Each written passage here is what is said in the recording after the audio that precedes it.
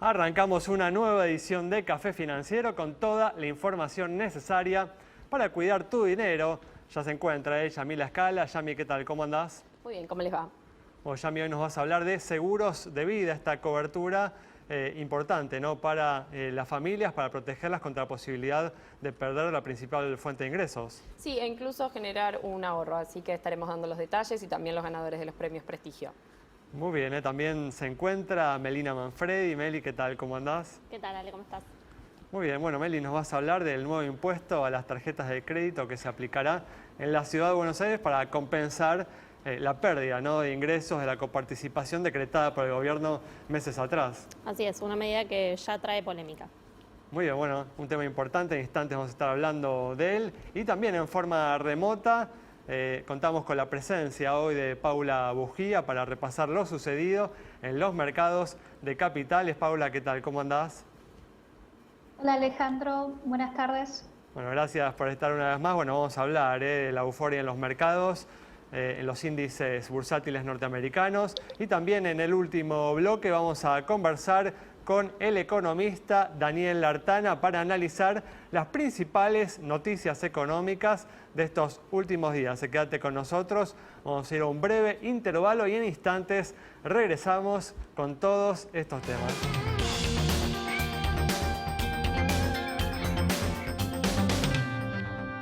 Bueno, comenzamos el programa de hoy entonces con información económica, y justamente en los últimos días vienen subiendo los índices bursátiles norteamericanos, alentados por las buenas noticias relacionadas con el desarrollo de las vacunas contra el coronavirus. El caso, por ejemplo, del Dow Jones, el principal índice bursátil de los Estados Unidos, que ayer superó por primera vez en su historia los 30.000 puntos. Paula.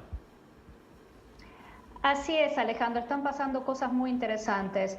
Al correrse en la incertidumbre de las elecciones, que dentro de todo salieron bastante bien y se conoció un presidente relativamente rápido, también de forma diaria prácticamente tenemos buenas noticias sobre vacunas con excelentes resultados. Esto nos da más seguridad de que el año que viene empezamos a volver a la normalidad.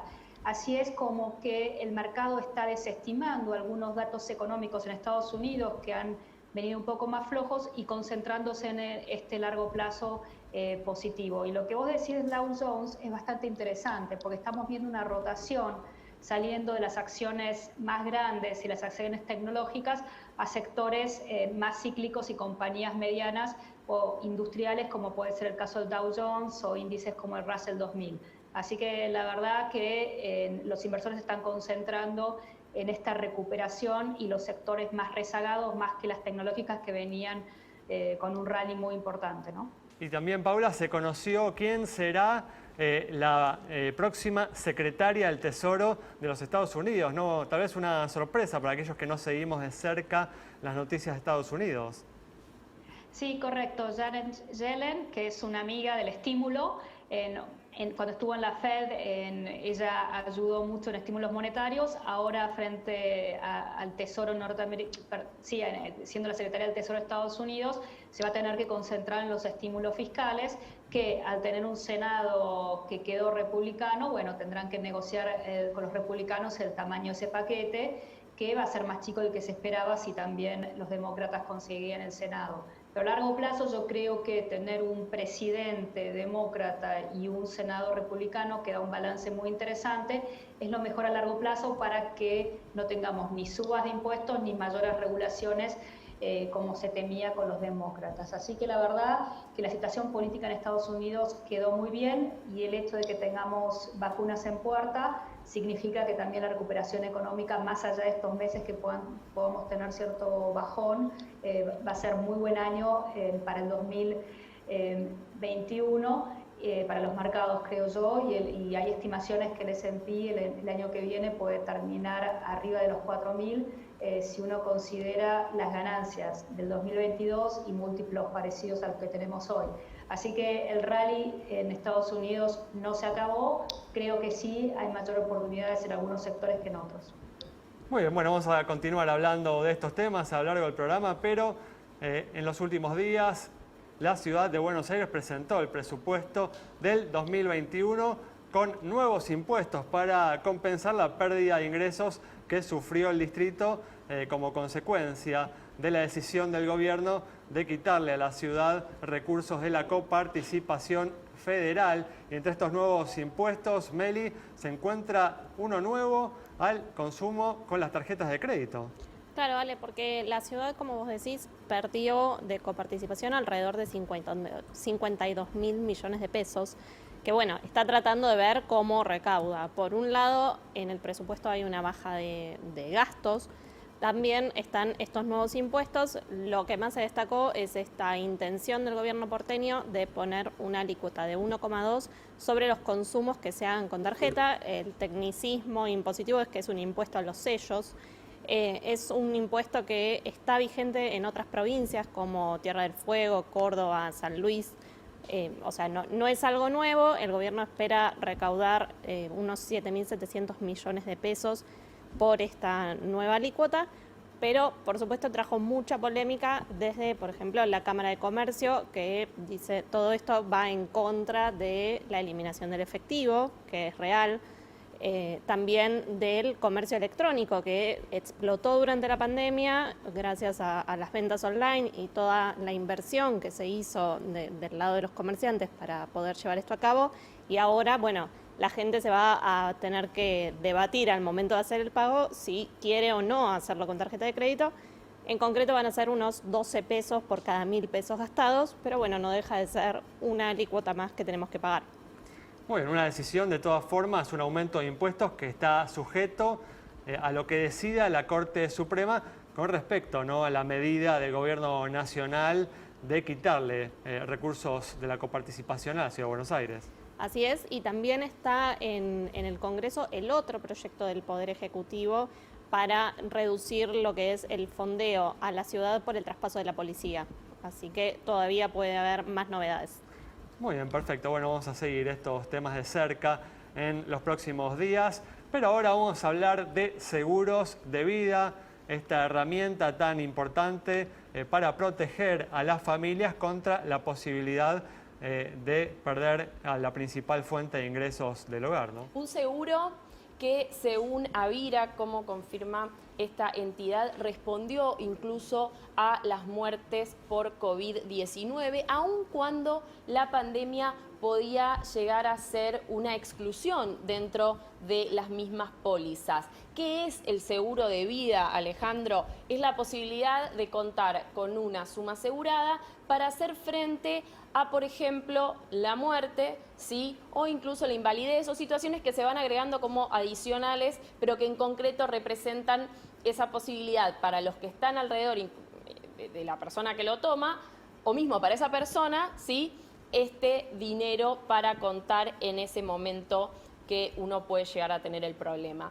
¿Y qué pasa? También es una posibilidad de ahorrar, porque el dinero que uno va depositando todos los meses se acumula, ¿sí? Y eso se puede rescatar, es el nombre en determinado momento, e incluso se puede fijar en dólares, que por tema de preservar el valor suele hacerse de esa manera. Y entonces, bueno, nos preguntaban, ¿aumentaron, no aumentaron los rescates durante la pandemia? Bueno, no hay datos concretos respecto a esto, pero sí que se mantuvieron por lo general porque, bueno, los ejecutivos nos dicen, es una forma de tener allí ese resguardo económico. Sabés que las compañías de seguros de vida también integran los premios Prestigio. Vamos a repasar a los 5 primeros puestos. Estamos hablando de Zurich Life, SMG Life, Prudential, CNP Assurance y MetLife, ¿sí? Así que, bueno, recordemos que es un seguro que aún, ¿sí?, tiene mucho por delante, mucho desarrollo, necesita aún más de mucha penetración, pero en concreto esa posibilidad incluso, y recordemos, durante muchos años estuvimos hablando, la posibilidad de deducir de ganancias. Sí, es realmente un seguro muy importante que permite sostener el nivel de vida mientras la familia se va acomodando a esa nueva situación que se ha generado. Cerramos con esta información, este bloque. Quédate con nosotros, en instantes regresamos con mucha más información.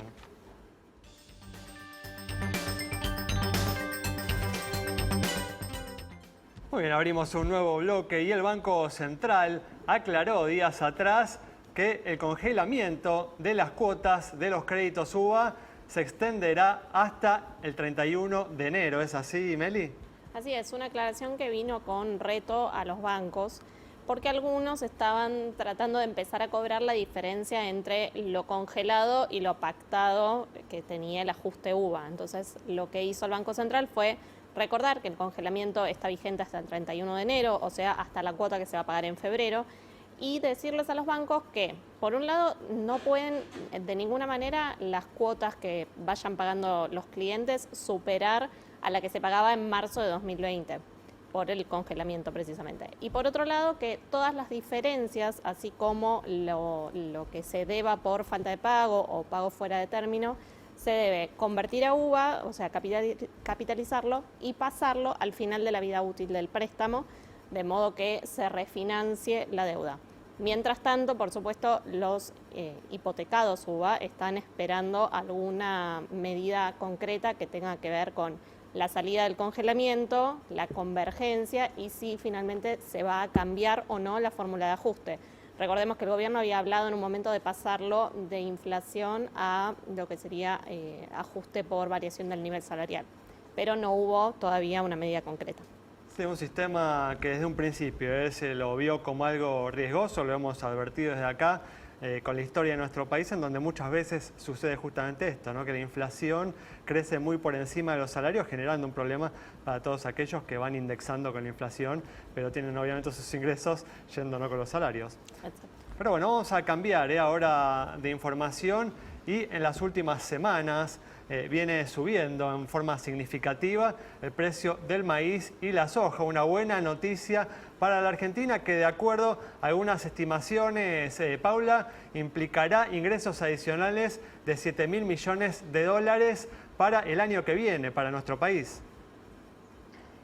Correcto, la verdad es que con mucha suerte desde agosto tanto el maíz y la soja subieron prácticamente de 35-40%, muy impulsada por la demanda de China, que luego de los problemas que tuvo con las enfermedades a los porcinos, están empezando a aumentar de vuelta su stock de porcinos y por lo tanto necesitan alimentos y por eso están demandando bastante más. Esto es lo que está impulsando mucho los precios y se espera que esta demanda fuerte siga. Ahora bien, el año que viene tenemos Niña, que para Argentina suele ser seca. Esperemos que los volúmenes en Argentina sean buenos, pero es verdad, los estimados de la generación de dólares para el año que viene es muy bueno. Igualmente te voy a decir algo, Alejandro, que lo hemos hablado acá.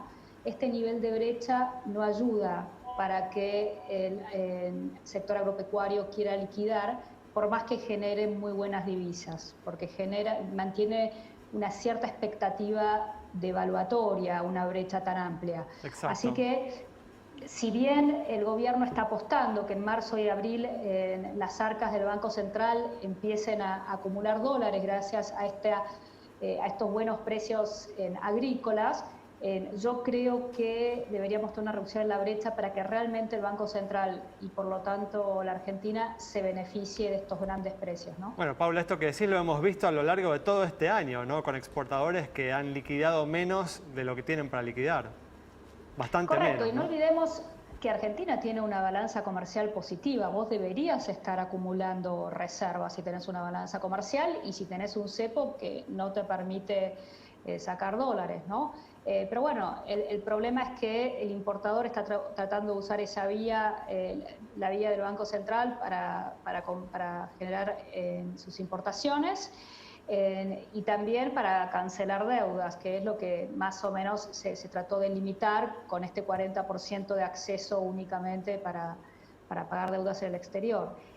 Pero realmente, si bien es una excelente noticia donde está el sector agrícola hoy y va a ser teóricamente excelente año para el agro, tenemos que tener en consideración este tipo de cosas. Todavía esperemos que la brecha vaya a niveles un poco más normales.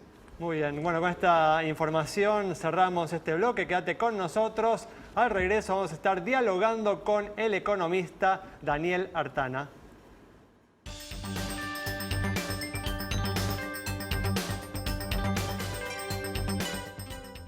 Muy bien, arrancamos este último bloque ya con la presencia en forma remota del economista Daniel Artana para analizar las principales noticias económicas de estos últimos días. Daniel, ¿qué tal? ¿Cómo andás? ¿Qué tal? ¿Cómo les va? Bueno, gracias por atendernos una vez más. Y en los últimos días el Banco Central continuó perdiendo reservas internacionales que cayeron en lo que va de noviembre en más de 1.000 millones de dólares. Daniel, las medidas que tomó el gobierno en las últimas semanas permitieron calmar el dólar libre, pero no detuvieron esta sangría de reservas, ¿no?, de la autoridad monetaria. ¿Qué es lo que está faltando? Bueno, yo creo que todavía estamos en una situación de desconfianza importante porque el gobierno parece muy preocupado por bajar la brecha cambiaria y eso lo ha logrado poco emitiendo menos, poco subiendo la tasa de interés, pero aparentemente también interviniendo en el mercado de bonos, y algunos dicen también en el mercado de divisas, los mercados de divisas alternativos, ¿no? Pero bueno, uno para saber si esto funciona bien debería ir viendo que la brecha disminuye y al mismo tiempo bajar el riesgo país, porque si no se te genera, en realidad es como que el gobierno estuviera emitiendo deuda a tasas de interés astronómicas.